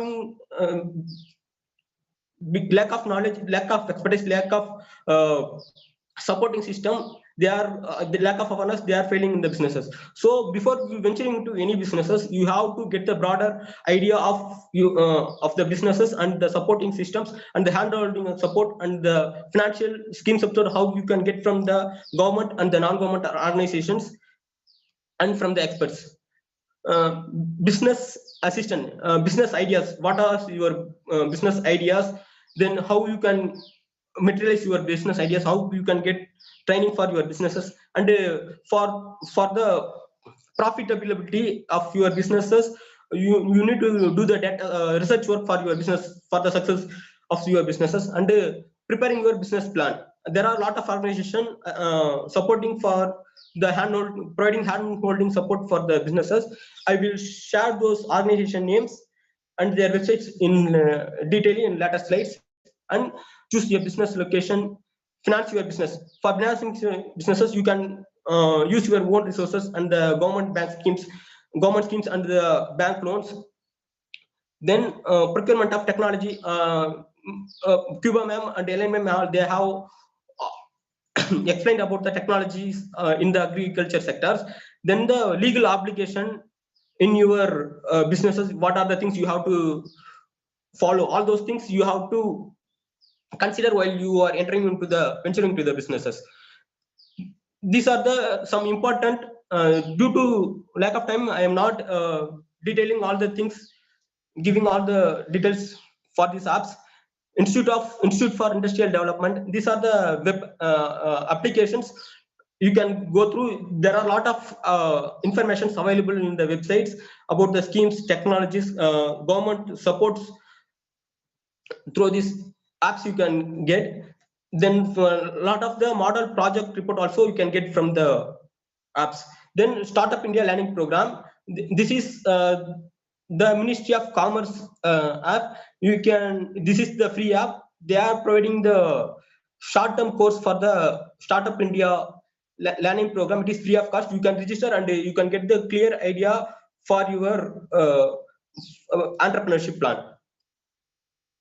Then these are the important websites for the entrepreneurs. Here in last Startup India, National Institute for Entrepreneurship and Small Business Development, then the champion.com. There are few websites you can go, and they are, all the government schemes have been integrated into the websites. I will share all these things to you. If any queries, I will message about my presentation. The one thing is, for agriculture, they won't give, if you want to establish any animal husbandry for poultry farming or farming, the bank won't provide any government assistance.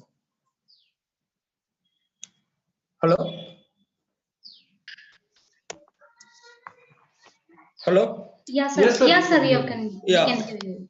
Yeah, for doing farming or for those things, the bank won't provide any assistance. If you are doing the value added products using the farm activities, then only you can avail the schemes. For farming, you can avail any other schemes. The technical support you can get from the agriculture department and horticulture department. For the entrepreneurships, you are using the agriculture product for the value additions and the marketing, you can avail the scheme. Otherwise, you can't avail the scheme. That's it. I can respond after the questions. Yeah. That's it. Thank you, sir. Thanks for converging almost all a number of schemes within a limited slot of time. Then now we can move on to QA session. Like, I've picked up 3 questions from all 3 topics. So the first question is for Ellen ma'am. It's about how we can commercialize nutmeg and what are the commercial values of nutmeg in the current market. Elaine, ma'am, if you can switch on your video and audio.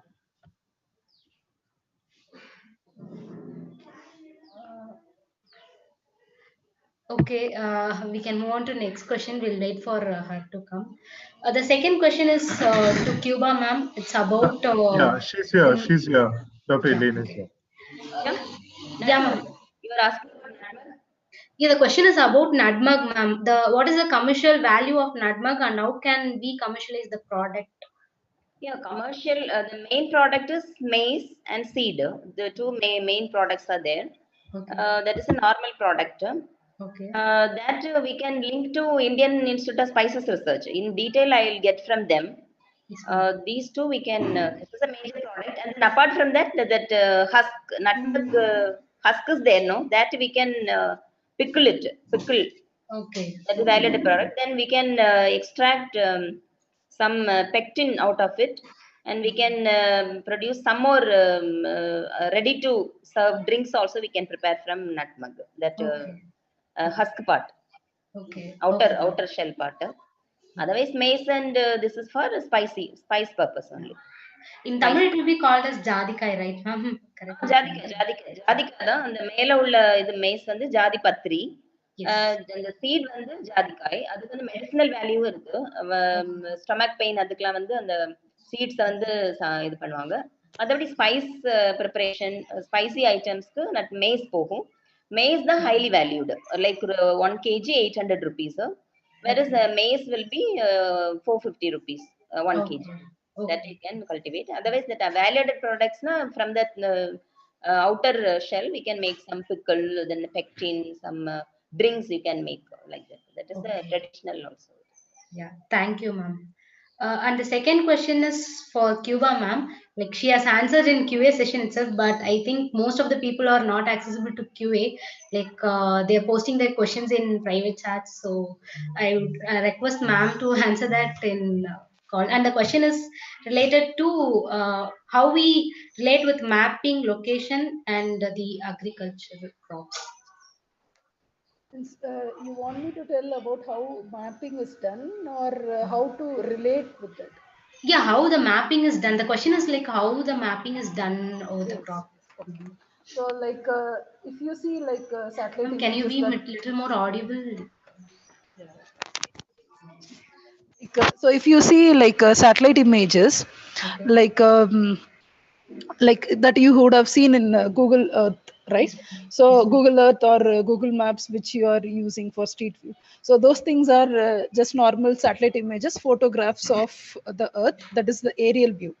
So with which you can't analyze or so the analysis is very difficult. So when you want to find the distances or when you want to find the places, we will switch from satellite view to map view. Yes. So map view is like a normal the regions will be represented with lines and points and polygons. Say for example, if it is temple or mosque, so it will be represented with symbols, right? So similarly, if it is of an area, it will be represented with polygon. So in such cases, so say for example, if it is an agriculture area, if a farmer wants to know like what are the agriculture areas in his district, apart from getting the information from state agriculture department or from any other sources, mostly satellite information is more reliable when you know the technology.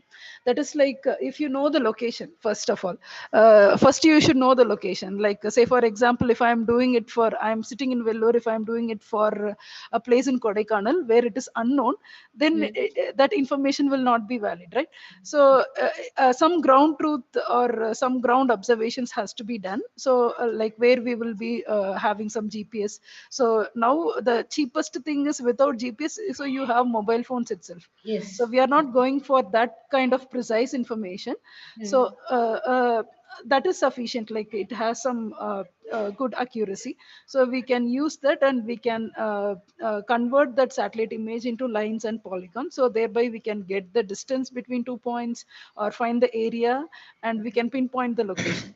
So thereby you can easily take the record of the resources. So mostly say for example, some organic cow producers are there.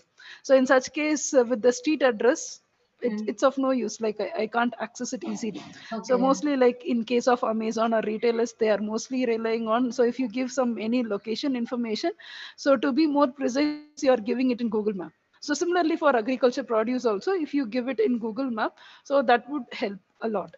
Okay. And mostly in case of marketing also, and to so I have seen some certain entrepreneurs, they are doing the businesses through WhatsApp itself. Yeah. No, through agriculture, for agriculture I'm speaking. For other things it's okay, like textiles and other cosmetics they are doing, but for agriculture, like selling vegetables are also done through WhatsApp. So like some for milk also we can see some ads, like we are giving some organic milk produces. So mostly if it is a large farm, then the maintenance will be a huge thing. So if you take milk, no, like in mostly in Tamil Nadu, like people will procure milk from household. So they will be Yes. having 2 or 3 cows. They are not going to sell it in, going to milk it, and they are not going to sell. They'll just give to milkman, and he is going to sell it in nearby regions. So in such case, these kind of things will help you a lot. Okay. Okay. Thank you. Thank you, ma'am. Thank you, ma'am.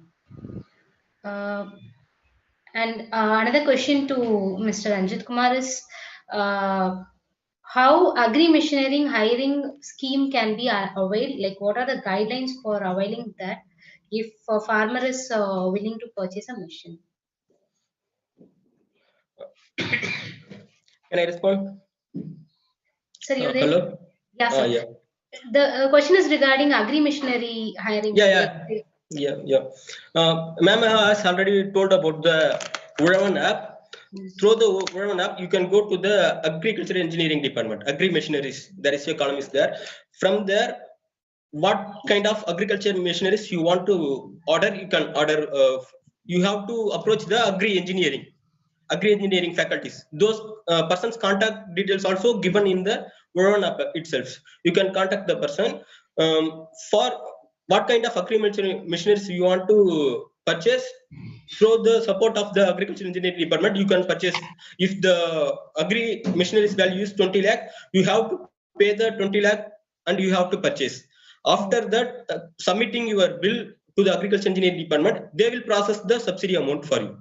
Okay. For any machineries, you can purchase like that. It is applicable for the organizations also, for the individuals also. Okay. Thank you, sir. Thanks for that. And remaining QAs, I'll be posting through emails with along with the answers.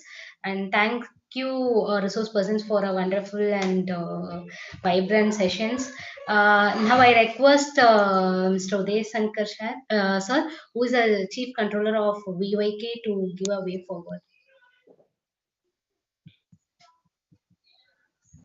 Yeah, thank you, Dharni. Thank you so much.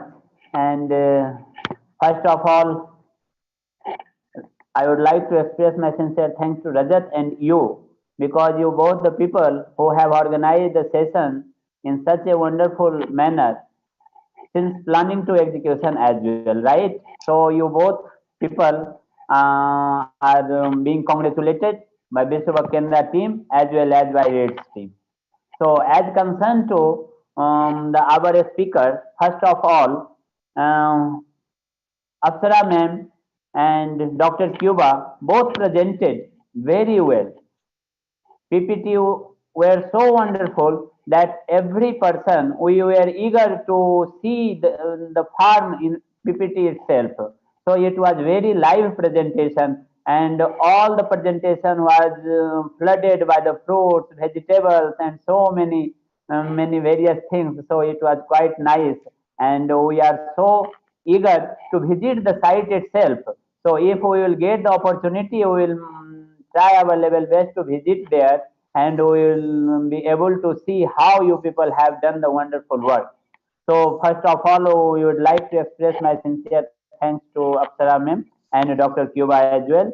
And Mr. Ranjit Kumarji, you have just shared your views on the government schemes. It was very informative. See, what we can, so you are also being congratulated, and we are very, very thankful to you. So, since the Sindhu Valley civilization, India has been the prominent agricultural country in the world. As concerned to the food crop production, India is far ahead. But as concerned to the price of the crops, we are far behind. Why it is so? Because we people are not able to institutionalize, or we people are not able to make our effort to make agriculture as an enterprise. We people just understood the agriculture is the way of living. It is the way of bread and butter. But we people are not realized till date that agriculture sector is the biggest production house. Agriculture has the potential to employ the people. Agriculture has the potential to produce the crops. Agriculture has the potential to food processing. Agriculture has the potential of everything. But we dependent only traditional agriculture. Now it is high time to reintroduce what the traditional method were wonderful. We should introduce that also. And we have to be ready to introduce new technology, new ideas, innovations, so that if we people will be able to make the balance between traditional agriculture as well as innovative agriculture, traditional methods as well as innovative ideas, adoption of new technology, only then we can prosper. If we have to make our nation develop as a developed country, we should not leave any stone unturned in this aspect. So, as concerned to the concluding remarks or way forward, there is nothing much because time is already running out. But we people are on very much on time. It was 3 p.m. to 5 p.m. and almost we will be able to complete it around 5 or 5:10. So there is not much thing from our side. Just I want to share only one thing, and this is request my all the participants who are just still on the webinar and on social media, as well as request with our faculty, our trainers, our resource persons, and both the organizations people, REITs as well as Vishwa Kendra people. This is my earnest request. We should try our level best to incorporate the agriculture study materials in school level itself. We should try to convince teacher. We should try to convince the college professors, lecturers. If once a student will be sensitized, only then we can be attract around the agriculture. No one is willing, no one person is willing to ask his son or daughter or her son or daughter to join agriculture sector. Every person has the attraction to go abroad. Every person has attraction to send their kids or their children or their son or daughter in metropolitan city. Metropolitan city is not the solution. If we have to solve the problem, we have to stop the migration as well. If we will be migrated from one city to another city, village to a metropolitan city, this is not the solution. But how it will be stopped? Only when we will be able to internalize the concept of agriculture. If we will be able to incorporate the agricultural things, ideas, concepts among our students in school life throughout, so that they can understand what is the farm sector, what is the farming sector, how we can make farm sector as a profitable enterprise, how agriculture inputs or agriculture outputs or the produce can be converted as a valuable products through food processing unit. So there are so many things. We should make the task force, we should make the task group so that awareness generation can be a vital part. So it was from my side. I don't want to stretch it beyond. Once again, I must congratulate from the bottom of my heart to both Dharni Dharan as well as my colleague Rajat Thomas that you both people have made your efforts very wonderful, and it is the outcome that more than around 225 people were directly attended the webinar, and more than 1,000 people are on the social media. And our speakers made the webinar very successful, and they have prepared so many things. They have prepared their PowerPoint presentation, they have shared their experience, they have shared their ideas, innovations, and on the behalf of REIT and on the behalf of Vishwa Kendra, we people are very, very thankful to Ellen Apsaraji, Dr. Cuba, and Mr. Ranjit Kumarji, as well as all the our participants. Participants are the most important stakeholders of any program. Without them, any program can't be a successful program. So we must congratulate our participants for their passion, for their passionate efforts, for their learning attitude, and for their inquisitiveness and for their eagerness. So we must congratulate you, our participants, and we are too grateful to you. Kindly shower your blessings and participate as much possible as we will try our level best in the form of different types of webinars with our partner organizations. So many thanks to you all. Once again, many thanks to Vishwa Kendra team, all the team members of Vishwa Kendra and REITs team, and all the participants and all the distinguished speakers. Thank you Thank you. so much. Jai Hind, Jai Bharat. Thank you, sir. Thanks for that wonderful way forward. And the idea of inculcating a curriculum, agricultural curriculum in school level is brilliant. Like that's outstanding, and we'll implement it in whatever way possible. Thank you, sir. Thanks for your time. And now I quickly request President of Fleets to give vote of thanks to our resource persons and our panelists and our participants. Hello all, it's a great pleasure for me to give the vote of thanks to everyone. First of all, I would like to thank Thomas sir and Dharni for arranging and making this making this webinar very successful, and Uday Shankar sir support as usual. I would like to thank VYK for starting this initiative, and I would like to thank the CEO of REITs, Dharani, for the fantastic session. And can you hear me? Yeah. And first, and the important thank goes to the integration of this program. You can just all the three topics. One topic is like first how to do the farming with cocoa, ornut, and coconut. So it is totally related to farming, and which is took by Afsara madam. You have enlightened us with a lot of information within a short span of time. Thank you so much, madam. And the secondly thing is to Cuba Perumal ma'am.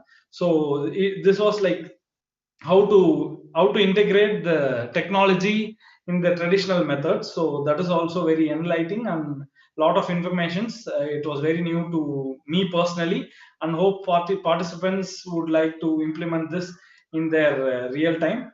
And the third one is Ranjit Kumar. Because Sir Ranjit Kumar sir, you have explained all the schemes about agri entrepreneurship. So all these three are like integrated stuffs, I would say.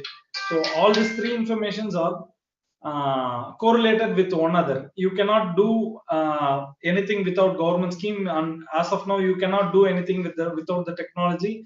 As of now, you cannot.